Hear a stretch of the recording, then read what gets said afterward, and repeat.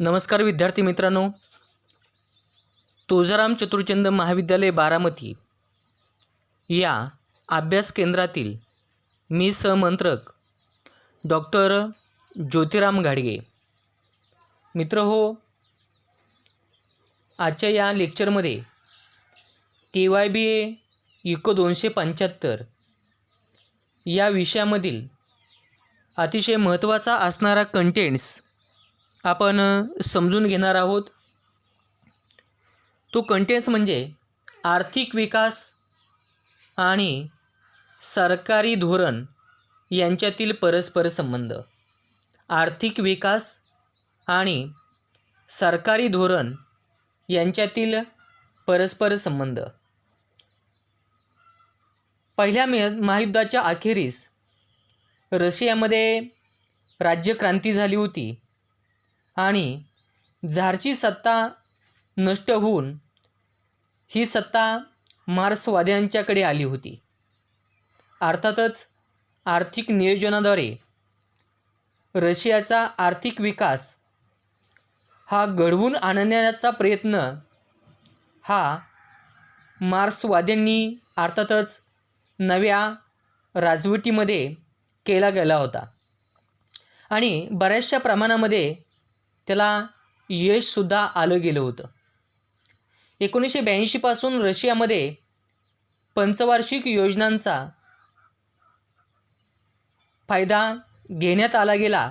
म्हणजेच 1982 पासून रशियामध्ये पंचवार्षिक योजनांना हा प्रारंभ झाला. खरं तर युद्धाची वर्ष वगळता हा जो प्रयोग आहे हा कायमस्वरूपी सुरू राहिला होता. सरकारी धोरणांनी जखडलेली, त्याचबरोबर बंदिस्त आणि पोलादी पडद्याआडची जी काही रशियन अर्थव्यवस्था होती ती झपाट्याने बदलत गेली आणि अमेरिकेलासुद्धा शह देणारी एक दुसरी महासत्ता आपल्या या जगामध्ये निर्माण झाली, ओळखली जाऊ लागली गेली. रशियाने पंचवार्षिक किंवा नियोजनाच्या मार्गाने आर्थिक विकास करण्याचा यशस्वी प्रयत्न केला होता आणि त्यामुळे अनेक विकसनशील देशामध्ये सुद्धा आर्थिक नियोजन हे महत्त्वपूर्ण ठरलं, लोकप्रिय ठरलं. सरकारी धोरणे आणि आर्थिक विकास खरं तर याच्यामध्ये अतिशय जवळचा असलेला संबंध आहे. म्हणजे सरकारी धोरणाच्या माध्यमातून आर्थिक विकासाला योग्य अशी दिशा ही देता येते आणि आर्थिक विकास घडवून आणता येत असतो. आर्थिक धोरण हा जो काही शब्दप्रयोग आहे, विद्यार्थी मित्रांनो, या आर्थिक धोरणामध्ये अनेक धोरणं समाविष्ट असतात. अनेक प्रकारच्या धोरणांचा समावेश याच्यामध्ये होत असतो. उदाहरणार्थ औद्योगिक धोरण, मुद्राविषयक धोरण, वित्तीय धोरण, व्यापारविषयक धोरण. म्हणजेच औद्योगिक धोरण, मुद्राविषयक धोरण, वित्तीय धोरण किंवा जे व्यापारविषयक धोरण आहे या सर्वांना आर्थिक धोरण असं म्हणतात. म्हणजे आपल्यासमोर कंटेंट्स काय आहे? आर्थिक विकास आणि सरकारी धोरण. म्हणजे सरकारचे धोरण अशा प्रकारचे असते की जेणेकरून आर्थिक विकास घडून येईल. सरकार अशा प्रकारचे धोरण राबवत असते की जेणेकरून आर्थिक विकास हा घडून येईल. मग सरकारच्या धोरणामध्ये धोरणं अनेक असतात. एक म्हणजे औद्योगिक धोरण, मुद्राविषयक धोरण, वित्तीय धोरण किंवा व्यापारविषयक धोरण. अर्थव्यवस्थेमध्ये प्रत्येक क्षेत्राचा विकास व्हावा, उत्पादन त्याचबरोबर उत्पन्न वाढावं आणि आर्थिक उलाढाल व्हावी यासाठी सरकार प्रयत्न करत असतं. प्रत्येक नागरिकांच्या दरडोई कल्याणामध्ये अधिकाधिक वाढ कशाप्रकारे होईल, प्रत्येक देशाचे अशा प्रकारचे हे उद्दिष्ट असतं. वास्तविक पाहता अर्थव्यवस्था ही अनेक क्षेत्राची मिळून बनलेली आहे. की ज्यामध्ये कृषी क्षेत्र असेल, उद्योग क्षेत्र असेल किंवा व्यापार क्षेत्र असेल, कोणत्याही क्षेत्राचा जर विकास जलद गतीने घडवून आणावायचा असेल तर त्यासाठी आर्थिक धोरण हे अतिशय महत्त्वाचं असतं. कारण आर्थिक धोरणाच्या माध्यमातून विकासाला योग्य अशी दिशा देता येत असते.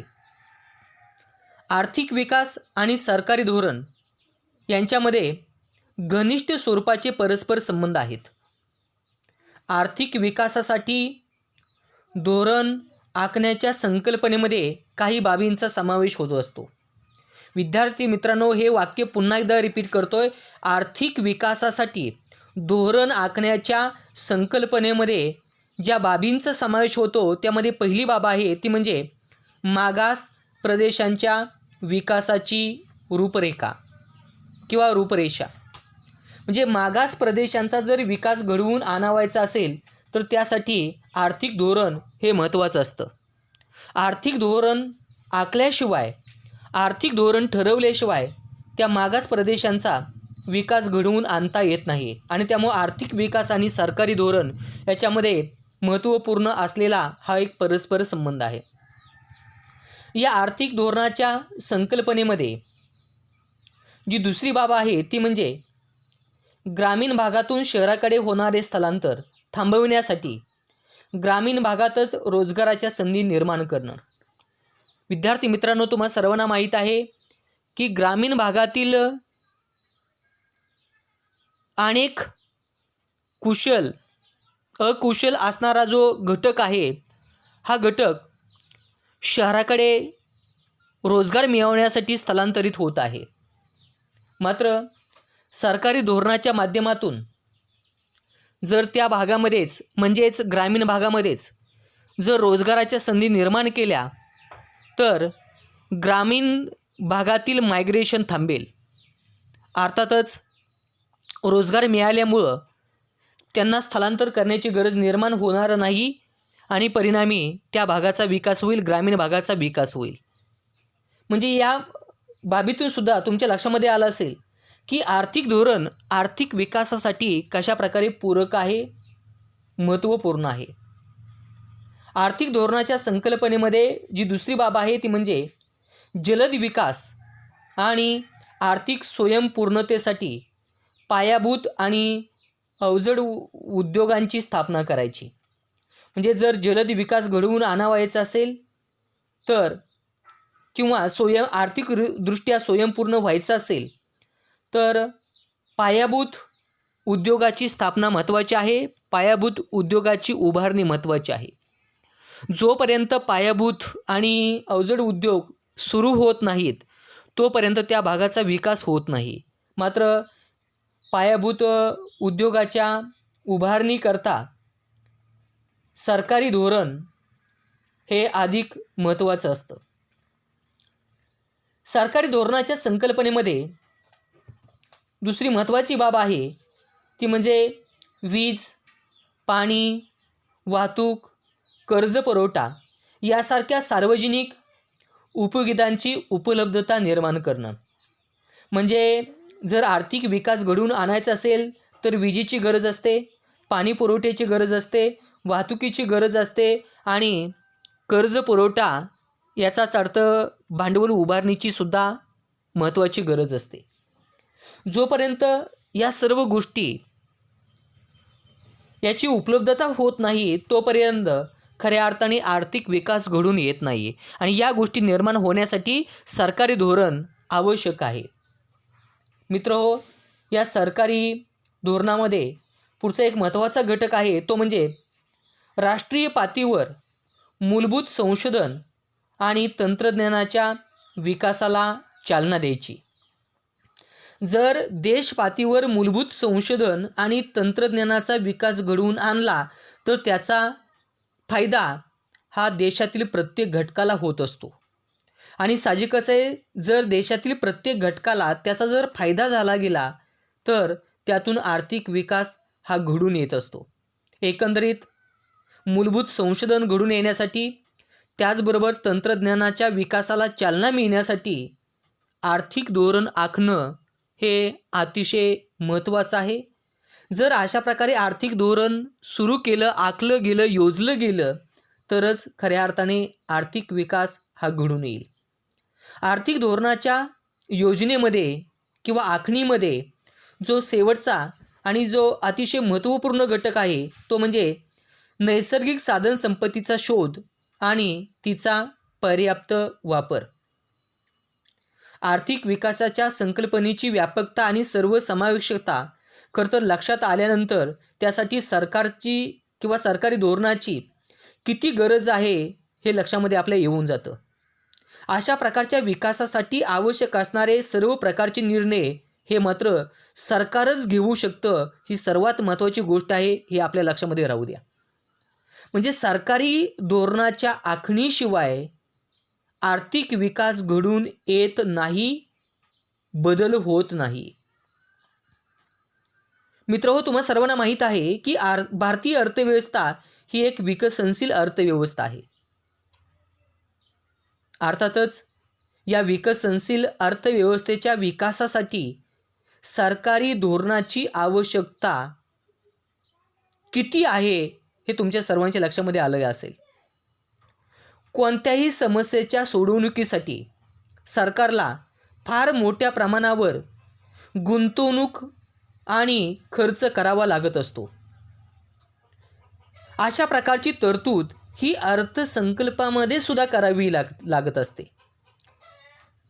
खरं तर उपाययोजनांच्या अंमलबजावणीसाठी आवश्यक ती यंत्रणा जोपर्यंत उभी केली जात नाही तोपर्यंत चेंजेस होऊ शकत नाहीत, आर्थिक विकास घडून येत नाही. सरकारच्या दृष्टीने यातील कोणतीच गोष्ट खरं तर अवघड नसते आणि त्यामुळंच आर्थिक विकासासाठी सरकारचं योगदान अतिशय महत्त्वाचं आहे. एखादी समस्या सोडवण्यासाठी आवश्यक असलेली राजकीय इच्छाशक्ती सत्तारूढ सरकारजवळ असेल तरच धोरणाची अंमलबजावणी ही होऊ शकते, सहजरित्या होऊ शकते. स्वातंत्र्योत्तर काळामध्ये भारत सरकारने आर्थिक विकासासाठी वेगवेगळी धोरणे आखली गेली आहेत आणि त्यांची यथाशक्ती अंमलबजावणी करण्याचा सरकारने प्रयत्न केला आहे. जर विषमतेकडून समतेकडे जायचं असेल, दारिद्र्याकडून सुबकतेकडे प्रवास देशाचा व्हायचा असेल, बेरोजगारीकडून पूर्ण रोजगाराकडे जर श्रमिक वळवायचा असेल, प्रादेशिक असमतोलाकडून समतोलाकडे अर्थव्यवस्थेला घेऊन जर जायचं असेल तर त्यासाठी धोरण हे महत्त्वाचं असतं. धोरण आखल्याशिवाय अशा प्रकारे अनुकूल वातावरण निर्माण होऊ शकत नाही. मानवी साधनांना भौतिक भांडवलाची जोड देणं महत्त्वाचं असतं. फार मोठ्या प्रमाणावर गुंतवणूक करून अर्थव्यवस्थेला विकासाच्या मार्गावर नेण्याचं सामर्थ्य हे केवळ सरकारच्या धोरणामध्येच असतं, हे लक्षामध्ये राहू द्या. त्यामुळे सरकारची धोरणं आणि आर्थिक विकास याच्यामध्ये अतिशय जवळचा संबंध आहे. मित्रहो, आजच्या या लेक्चरमध्ये आपण आर्थिक विकासासाठी नैसर्गिक तसेच मानवी साधनसंपत्तीची आवश्यकता का असते, नैसर्गिक साधनसंपत्ती मर्यादित असल्याने अनेक वेळा संशोधनाद्वारे त्यांना पर्याय शोधून काढणं किती महत्त्वाचं असतं हे आपल्या लक्षामध्ये आलं असेल. एकंदरीत आर्थिक धोरण आणि आर्थिक विकास याच्यामध्ये परस्पर संबंध कसा आहे, आर्थिक धोरणाच्या माध्यमातून आर्थिक विकास कशा प्रकारे घडवून आणता येतो हे आपण या आजच्या लेक्चरमध्ये समजून घेतलेलं आहे. विद्यार्थी मित्रांनो, आपण या ठिकाणी थांबूया. पुन्हा भेटूया नेक्स्ट लेक्चरला. धन्यवाद.